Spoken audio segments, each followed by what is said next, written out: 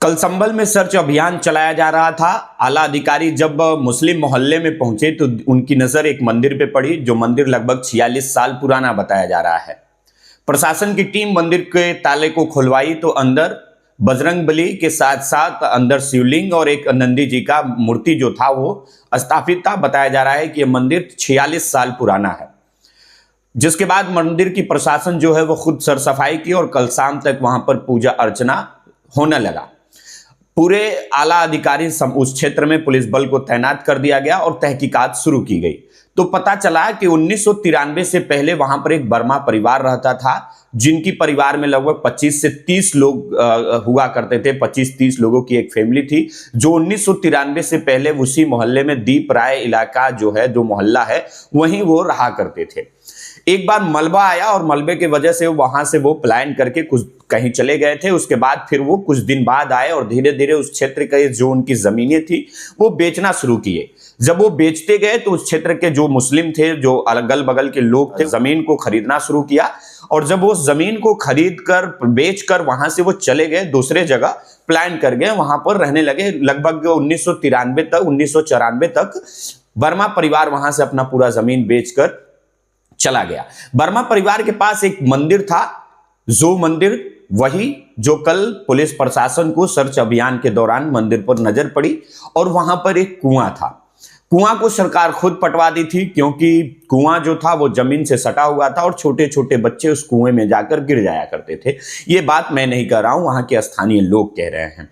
उसके बाद लोग कहे कि क्या आपके मंदिर पर कब्जा किया गया है। जो बर्मा कली से प्रदीप वर्मा जो हैं, वो मीडिया के सामने भी आकर इस चीज को बयान कर रहे हैं और मीडिया से लगातार वो बातचीत कर रहे हैं। तो उन्होंने कहा कि मंदिर पर किसी ने कब्जा नहीं किया और नहीं यहाँ हमारी जो जितनी भी संपत्ति थी, हमारी जितनी भी जमीन थी, उस पर किसी ने कब्जा किया है, बल्कि हम लोग खुद ही एक बार मलबा आया और उस जमीन को हम लोग बेचकर दूसरी जगह प्लान कर गए। और जितने भी हमारा परिवार था लगभग 1993 और 94 तक यहां से फाइनली चला गया और सभी जमीन हम लोग बेचकर चले गए। बचा था मंदिर 94 से लेके 97 तक, यानी 3 साल बाद तक। और वहां पे उनके एक भाई थे, वो पूजा अर्चना करने आया करते थे और उसके बाद वो भी वहां से प्लान कर गए। उसके बाद कोई मंदिर पर झांकने तक नहीं आता था और नहीं वहां पर कोई पूजा करने आता था। मंदिर पे ताला लग गया हमेशा के लिए, कोई रख रखाव करने वाला नहीं था मंदिर पर। और उस कुएं को भी पाट दिया गया, क्योंकि बच्चे, छोटे छोटे बच्चे खेलने के दौरान उस कुएं में गिर जाया करते थे। तो उस वक्त के प्रशासन ही, वहां के लोगों का कहना है कि उस जमीन जो कुआं था उसको भरवा दी थी, उस कुएं को बंद करा दी थी। अब बड़ा सवाल कि जब कल ही से आला अधिकारियों का यह कहना है कि मंदिर पे जो भी कब्जा किया है उनके खिलाफ कार्रवाई होगा। जिनकी मंदिर है वो खुद कह रहे हैं कि किसी ने कब्जा नहीं किया है। बहुत सारी मूर्तियां यहां थी, जब हम लोग चले गए तो उस मूर्ति को यहां से ले जाकर दूसरे जगह स्थापित कर दिए और कोई रख रखाव करने वाला नहीं था कि यहां पर आए और यहां पर कोई पूजा अर्चना करे। सब लोग यहां से चले गए थे। उनका साफ तौर पे कहना है कि किसी ने कब्जा नहीं किया था। मीडिया ने सवाल किया प्रदीप वर्मा जी से कि क्या कभी मुसलमानों से आपत्ति थी, मुसलमान आपको परेशान करते थे। तो उनका साफ तौर पे कहना है कि कभी नहीं, हमें मुसलमान कभी परेशान किए ही नहीं और मुसलमानों से हमें कोई दिक्कत ही नहीं था। अब बड़ा सवाल यह कि आखिर जो वर्मा परिवार वहां रहता था और प्रदीप वर्मा के कहने के मुताबिक वहां पे कोई दिक्कत थी ही नहीं मुसलमानों के प्रति, तो आखिर कौन लोग हैं जो हिंदुस्तान में मुसलमान को बदनाम करने की कोशिश कर रहे हैं।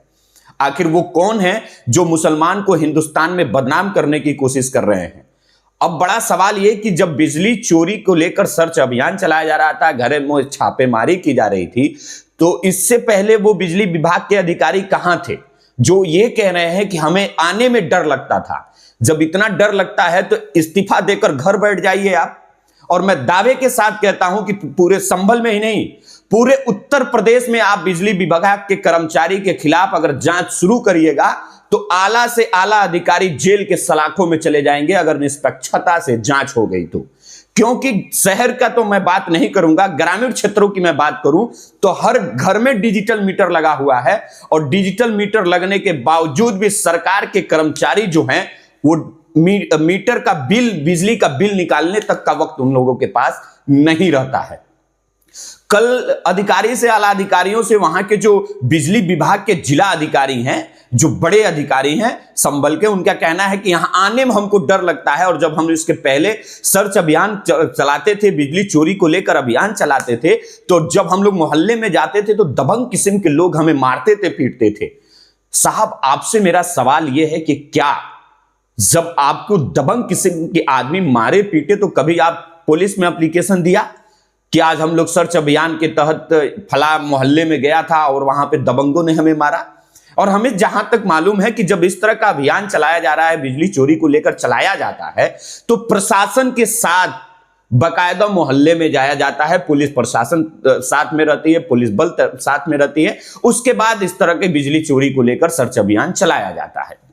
मैं अभी आपको बताया ना कि अब पूरे उत्तर प्रदेश की मैं बात कर रहा हूं, संभल ही नहीं, पूरे उत्तर प्रदेश में अगर निष्पक्षता से जांच कर दीजिए तो जितने भी अधिकारी हैं, 10% अधिकारी को छोड़कर 90% अधिकारी जो हैं वो जेल के सलाखों में चले जाएंगे। ये मैं दावे के साथ कह सकता हूं, क्योंकि बिजली विभाग इतना घोटाला करता है, बिजली विभाग के अधिकारी इतना लापरवाही करते हैं। वो अपने एसी से निकल कर नहीं जाते हैं। अगर एक फ्यूज, किसी गांव में ट्रांसफार्मर का फ्यूज उड़ जाता है तो उसको जुड़वाने में 24 घंटे लग जाते हैं, उसके बाद वो फ्यूज जुड़ता है। वो भी लोगों को पैसा देना पड़ता है, 500-700 रुपए देना पड़ता है, तब जाकर फ्यूज जोड़ा जाता है। हर गांव का ये हाल है। हर गांव के लेवल की मैं बात बता रहा हूं, शहर की लेवल की तो बात ही छोड़ दीजिए।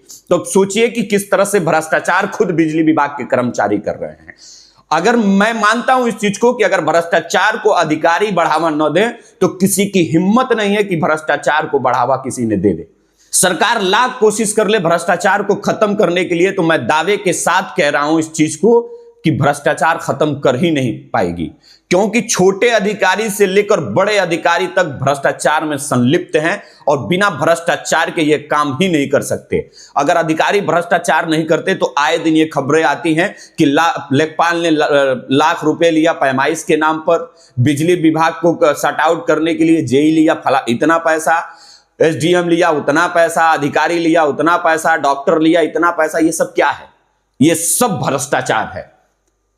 और इसी का देन है कि आज भ्रष्टाचार देश में इतना बढ़ता हुआ नजर आ रहा है। सब अधिकारी जिम्मेदार हैं।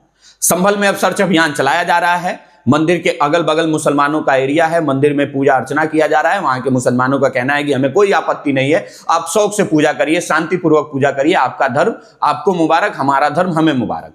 लेकिन फिर से मैं आपको बता दूं कि जो वर्मा परिवार वहां पे रहता था, प्रदीप वर्मा का साफ तौर पे कहना है कि मंदिर पर किसी ने कब्जा नहीं किया है, मंदिर पर किसी ने ताला नहीं जड़ा है। हम खुद यहां से मंदिर को बेचकर 93-94 तक हमारी पूरी फैमिली यहां से प्लान कर गई, दूसरे जगह चली गई। और ये नहीं कि मुसलमानों से डर कर गए, बल्कि हम मुसलमानों को जमीन बेच कर गए। मुसलमानों से हमें कोई आपत्ति नहीं थी। और जब सब लोग जाना शुरू कर दिए तो मैं भी, एक वक्त आया कि 1994 में मैं पूरा परिवार लेकर दूसरे जगह, संभल में ही दूसरे जगह जमीन लेकर अपना घर बनवा लिया। अब पूरे वीडियो में आप लोगों की क्या प्रतिक्रिया है कमेंट बॉक्स में हमें जरूर बताइएगा। और क्या लगता है कि अधिकारी भ्रष्टाचार को बढ़ावा दे रहे हैं, इस चीज को भी कमेंट बॉक्स में रखते हुए जाइएगा। बहुत बहुत धन्यवाद। जय हिंद।